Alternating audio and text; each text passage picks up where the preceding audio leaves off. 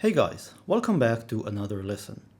Today I'd like to show you a very effective exercise, or actually an infinite number of exercises to work on your piano technique. Now the idea I'm going to show you is completely general, but I'm going to focus on one particular exercise that works on your left hand, and specifically on the weakest fingers, which are 4 and 5. So this exercise starts out by repeating a particular fairly simple pattern in the left hand.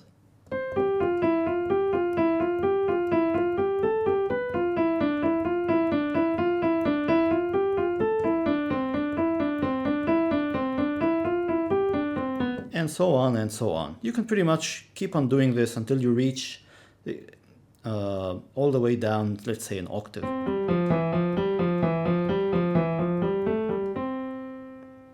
So what am I doing here? Well, I have a pattern that goes like this. I start with my thumb on C, and then my third finger on G, fourth on F, and fifth on E, and then I have second on A, third on G.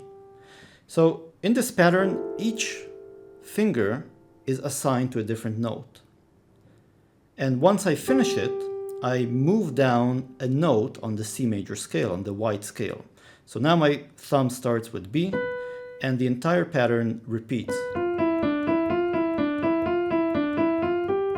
And again, thumb hits A,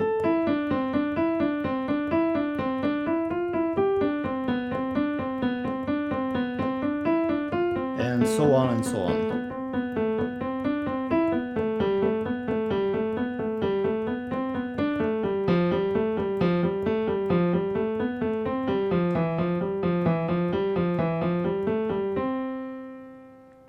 I can keep on going, but you can just start again from up here. Now, when you practice this, of course, you should watch out for all of the regular good ideas of practicing. Start out very slow, build up the speed. You could probably get up to metronome speeds of work with a metronome, of course, and you can probably build up to metronome speeds of around 110, 120 BPMs, playing 16th notes. And this sort of exercise kind of follows if you've ever played Hanon exercises, you'll immediately recognize this sort of idea, which is take a pattern and play it down the major C major scale, the white keys as they're called. Now the idea I'd like to show you is that in fact you can take any of these exercises that you can think up of, that you can find in Hanon, that you can find in any sort of exercise book, and transpose them to a different key. I'm going to transpose them to G major, and G major is basically, again, all white keys, except for F, which is an F sharp. So even if you don't know how to construct G major, this is enough for you to get started. And the idea here is, again, you're going to have this moving pattern, but now, as you move it down, you'll use the sharpened F, the F sharp, instead of F. What this does, this very simple idea, is it forces your hand to assume different positions each time basically you move down. Because let's see what happens. You start out playing the regular white key pattern that you've played previously starting from C, but you started from a G here on the thumb. Now, as you conclude this pattern, the next note as you go down the G major scale is going to be not F, but F sharp.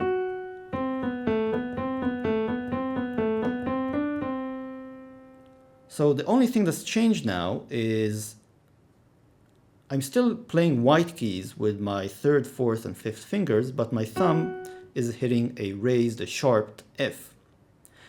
And if you try this out, you'll immediately notice that it puts your hand in a slightly different position, a slightly different angle. And therefore, when you actually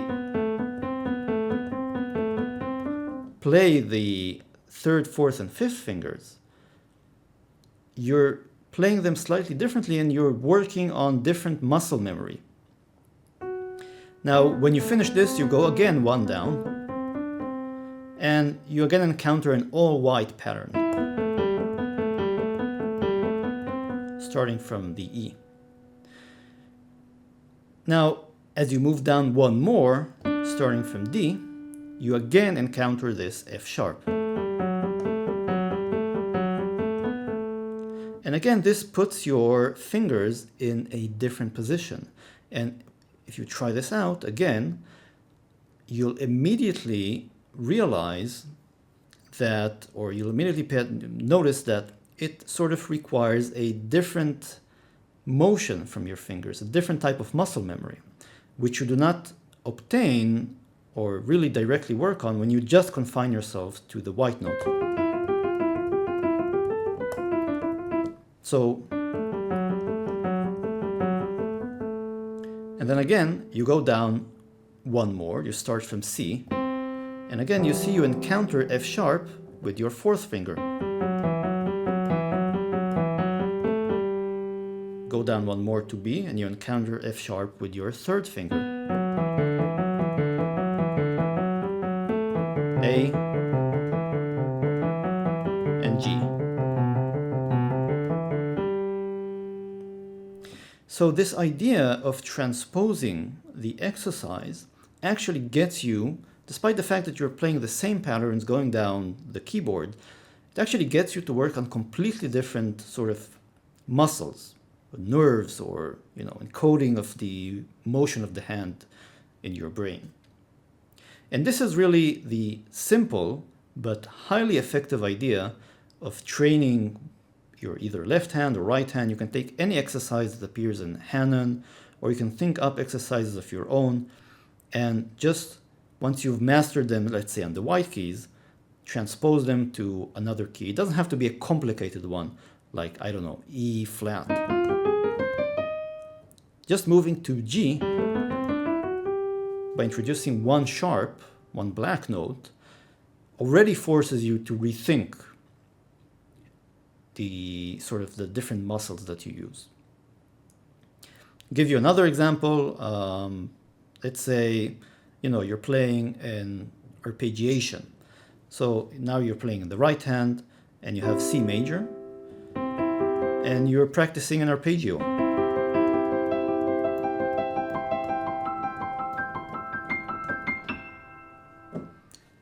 And you can go down as well.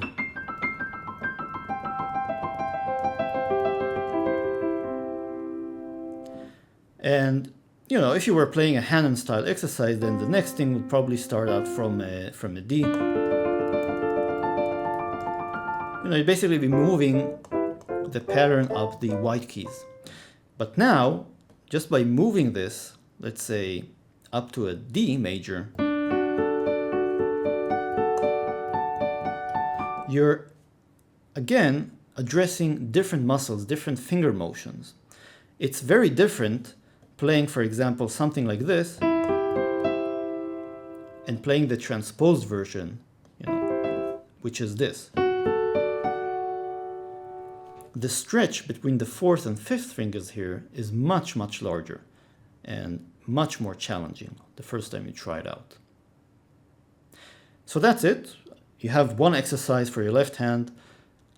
Practice it very slowly. Start with a metronome. Never go faster than what you feel comfortable with. Build it up slowly over days or weeks or even months until you gain confidence. But the idea I've given you, hopefully you'll realize, can be applied to any exercise. Just go buy Hanon for $5. You'll get the different exercises and then try transposing them and you'll get a whole different set of challenges. That's it for now. I hope you learned something interesting and I'll see you next time.